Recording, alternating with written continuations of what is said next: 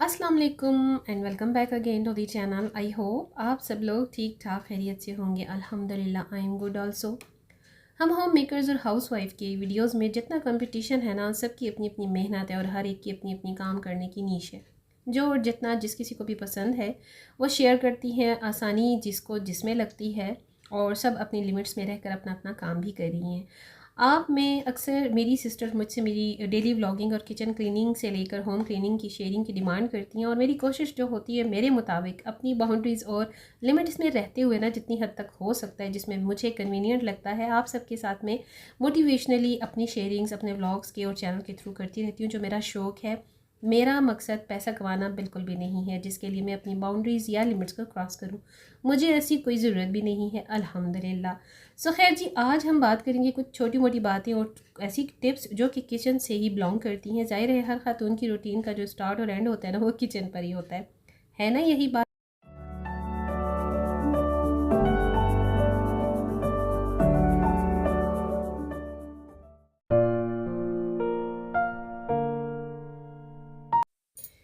I just believe and follow simple and very easy cleaning tips and routine in my daily life। बहुत ही कम और कुछ special आते हैं हमारी लाइफ को ना बहुत ज़्यादा आसान बनाने में, हमारी मदद भी करती हैं। और सबसे पहले नंबर पर किचन क्लीनिंग की कुछ ऐसी habits to keep your kitchen clean and organise always by the daily routine. Number one is that, खाना बनाने से पहले अपनी कुकिंग स्टोव को क्लीन और क्लियर करना, ताकि कोई भी चीज़ अगर खाना बनाते हुए गिरे भी तो आपका स्टोव साफ़ सुथरा हो।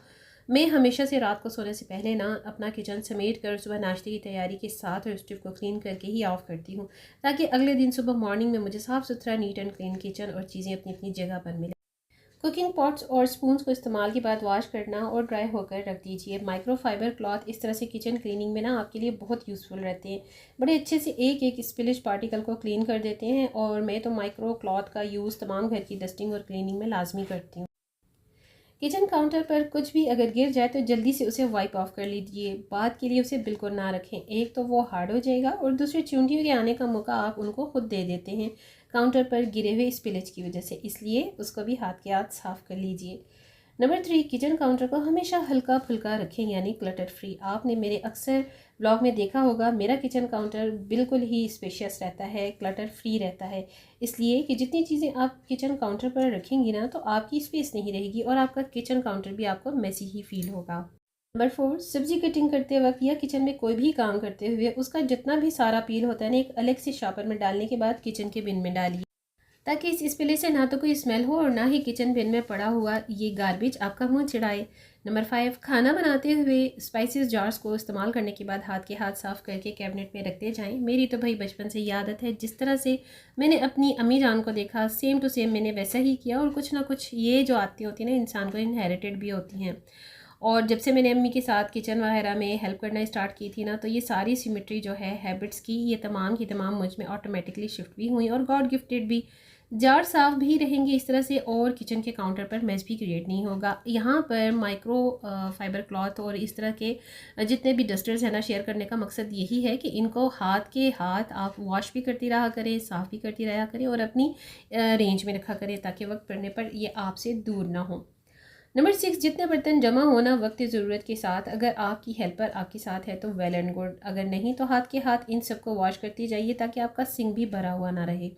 नंबर सेवन, एक माइक्रो टॉवल हर जगह साथ रखें, ताकि सिंक का एरिया उसी वक्त आप ड्राई कर। नंबर एट, डस्टिंग के लिए भी घर के हर कोने में एक माइक्रो क्लॉथ किसी न किसी कॉर्नर या ड्रॉ में ज़रूर रखें, ताकि वक्त ज़रूरत वक्त पड़ने पर आपके एक्सेस में इजी टू एक्सेस हो आपको, और जल्दी से आप कोई भी गिरा हुआ गार्बेज या फिर स्पिलेज उसको वाइप ऑफ कर सकें। Number nine, dish wash area को डेली वॉश किया करें, किचन डिटर्जेंट कैडी को भी डेली साफ़ और क्लीन किया करें। पानी के जो ये ड्रॉप्स होते हैं ना, बड़े बुरे स्टेन बना देते हैं, और अक्सर डेली आप जब इनको क्लीन नहीं करते तो ये स्टेन इतने हार्ड हो जाते हैं कि जब इनको हम किसी भी क्लीनर से साफ़ करने की कोशिश करते हैं तो ये स्टबन स्टेन्स जो होते हैं ना, कभी भी क्लीन नहीं होते। सो बेहतर यही है कि इन तमाम ड्रॉप्स को, वाटर ड्रॉप्स जो होते हैं ना, बड़े ही स्टबन ड्रॉप्स होते हैं, तो इनको साथ हाथ के हाथ साफ़ करती रहा करें, ड्राई करती रहा करें। नंबर 10, डिश वॉशर अगर है तो उसे भी आप ट्वाइस अ वीक ज़रूर क्लीन किया करें, क्योंकि इसमें भी जम्स बनने का ख़तरा सबसे ज़्यादा होता है। नंबर 11, किचन में डिटर्जेंट, सोप, लिक्विड जेल के साथ साथ क्लीनिंग और फाइबर डस्टर्स वगैरह को वॉश करने के लिए भी ना सर्फ का होना लाजमी है।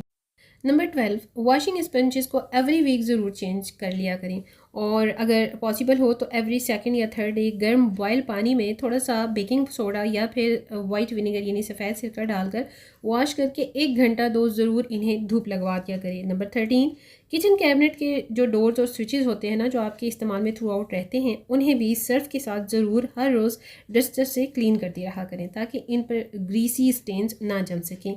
और जो एरिया डेली इस्तेमाल में अगर नहीं भी है ना किचन का, या किचन काउंटर के साथ साथ डोर्स या कैबिनेट के डोर्स वगैरह, तो उन्हें भी वंस अ वीक ज़रूर साफ़ किया करें। नंबर 14, खाने को सेव करते हुए बच जाने वाले खाने को फ़ौरन से लिड के साथ फ्रिज में रख दिया करें, और खाने के बर्तन को एटलीस्ट रिंस कर लिया करें या उनमें डिटर्जेंट डालकर साइड पर रख दिया करें अगर आपने उनको उसी वक्त वॉश नहीं करना तो। नंबर 15, फ्रिज फ्रीज़र के हैंडल्स को डेली वाइप किया करें, क्योंकि हमारे ही खाना बनाते हुए जितने भी अक्सर हाथ लग जाते हैं जल्दी जल्दी में फ्रिज और फ्रीज़र के इस्तेमाल के दौरान, तो अक्सर हमारे अपने ही खाने वाले जो हाथ होते हैं ना, वो उनको ग्रीसी कर देते हैं। नंबर 16, किचन में किचन टॉवल ज़रूर रखें। एक्स्ट्रा माइक्रोफाइबर क्लॉथ नैपकिन्स 3 से 4 किचन में लाजमी होने चाहिए। आजकल तो देखिए हर जगह पर चीप प्राइसेस में ये सब कुछ मिल जाता है। नंबर 18, किचन टॉवल्स और नैपकिन्स को एटलीस्ट 2 से 3 मंथ्स में लाजमी चेंज कर लिया करें। उनको स्मेली होने से पहले चेंज करना ज़रूरी इसलिए भी होता है क्योंकि हाइजीन को सबसे पहले प्रेफर किया करें। इनमें सबसे पहले और ज़्यादा जम्स बढ़ने के चांसेस होते हैं। हर रोज़ इनको अगर आप वॉश नहीं कर सकती तो आफ्टर 2 या 3 डेज़ 1 वॉश लाजमी कर लिया करें। नंबर 19, रात को सोने से पहले किचन को साफ़ करके और सिंक की नोज़ल को बंद कर दिया करें ताकि कोई कीड़ा मकोड़ा रात में किचन काउंटर और फ्लोर पर वॉक ना कर सके। 20, मॉपिंग कर लिया करें। जब जब भी आप किचन को यूज़ करें या उसमें आपको कोई भी गार्बेज या स्पिलेज गिरा हुआ फील हो तो मॉपिंग लाजमी कर लिया करें। नंबर 21, किचन के तमाम टूल्स को क्लीन वॉश और ड्राई करके रखें। वीक में या फिर ट्वाइस अ वीक एक बार बॉयल पानी में थोड़ा सा सोडा डालकर तमाम स्पून्स को वॉश और क्लीन कर लिया करें। 22, अपने जूसर्स ग्राइंडर्स जो भी आपके इस्तेमाल की मशीन है ना, उनको फ़ौरन इस्तेमाल के बाद अपनी अपनी जगह पर वाइप करके रख दिया करें। जितना आप अपने यूटेंसिल्स का ख्याल करेंगी और क्लीन रखेंगी ना, उतना ही इनकी लाइफ लॉन्ग रहेगी। जाहिर है अब किचन यूटेंसिल्स भी बहुत ज़्यादा एक्सपेंसिव हो चुके हैं। नंबर 23, बर्तन वॉश करके थोड़ी देर के लिए ड्राई होने के लिए छोड़ दिया करें या फिर ड्राई करके अपनी अपनी जगह पर रखा करें, क्योंकि कुकिंग पॉट्स को डिटर्जेंट सोप में जल के साथ वॉश करने से ना उनका जो ग्रीसीपन होता है ना जल्दी से वॉश हो जाता है। कभी भी गीले बर्तन ना संभाला करें। गीले बर्तन कैबिनेट में रखने से मॉड भी बनता है और स्मेल भी आती है। 24, बड़े बड़े पतीले और बर्तन जिनमें ज़्यादा मिकदार में खाना बनता है ना, उन्हें वॉश करते हुए सिरका और बेकिंग सोडा के साथ हल्का सा रिंस करके चूल्हे पर थोड़ी देर गर्म करने के बाद ड्राई कर लें। इससे बर्तनों में शाइन भी आती है और मसाला और खाने की जो महक होती है ना, वो भी बिल्कुल ख़त्म हो जाती है और बर्तन भी चमक जाते हैं। और बर्तनों को हमेशा ढाँप कर रखा करें। हेल्थ के पॉइंट ऑफ व्यू से भी और इस्लामिक पॉइंट ऑफ व्यू से भी ये बहुत ज़रूरी है। जितनी देर में आपके बर्तन ड्राई होते हैं उस दौरान आप इशा की नमाज़ अदा कर लिया करें या कोई भी दूसरा ऐसा काम जो सुबह की रूटीन आपको ब्रेकफास्ट में तैयार करने में बहुत ही ईजी हो। 25, सारा ही दिन किचन की हर चीज़ इस्तेमाल होती है अमूमन, और किचन स्टोव तकरीबन 24 घंटे ही यूज़ में रहता है, तो रात को सोने से पहले अच्छे से कुकिंग स्टोव को नीट और क्लीन करके सोया करें। वैसे भी हदीस मुबारक है कि खाना बनाने वाली जगह को रात को और गंदे बर्तन वाली जगह को बिल्कुल गंदे बर्तनों के साथ मत छोड़ो। इससे रिस्क है भी बरकत और घर से खैर भी उठ जाती है। 26, खाना बनाते हुए ऑयल के कंटेनर्स को भी साथ साथ हाथ के हाथ साफ़ करती रहा करें। इससे स्मेल भी नहीं आती और वो जो ड्रॉप्स उन पर बन जाते हैं उससे उन पर ग्रीसीनेस के स्टेन्स भी पक्के नहीं होते।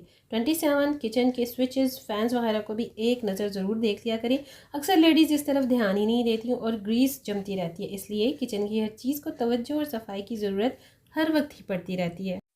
28, किचन में रोटी के रुमाल को जल्दी जल्दी चेंज किया करें। घर पर बनाएं या बाहर से लाएं, इनको ज़रूर चेंज करते रहा करें।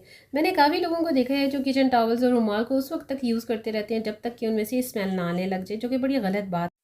29, किचन में रखे हुए या वॉल पर लगे हुए तमाम डेकोरेशन पीसेस को भी वाइप ऑफ करती रहा करें, क्योंकि किचन में हर वक्त कुकिंग होने और चूल्हा जलने की वजह से जो ग्रीस खुद बहुत प्रोड्यूस होती है ना, वो किचन की हर चीज़ पर जमती रहती है। इसलिए बाकी घर की निस्बत किचन हमारी तवज्जो का ज़्यादा मुस्तहिक होता है। Last but not least, kitchen को साफ़ सुथरा करने के बाद किसी भी एयर फ्रेशनर से या परफ्यूम कैंडल से किचन को पुरसकून और महकता हुआ फ्रेश बनाएं।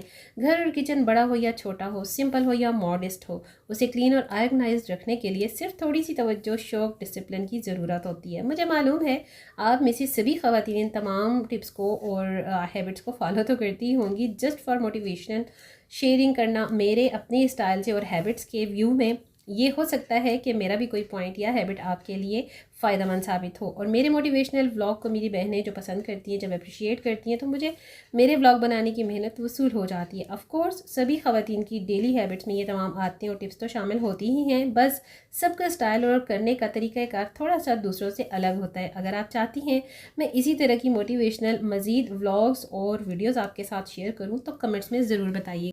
सो it's all about my today's vlog. करती हूँ मैं आज यहीं पर अपने व्लॉग का end. See you tomorrow with the brand new content in the next vlog इंशाल्लाह। Stay happy, stay fit and stay blessed. अल्लाह हाफिज़।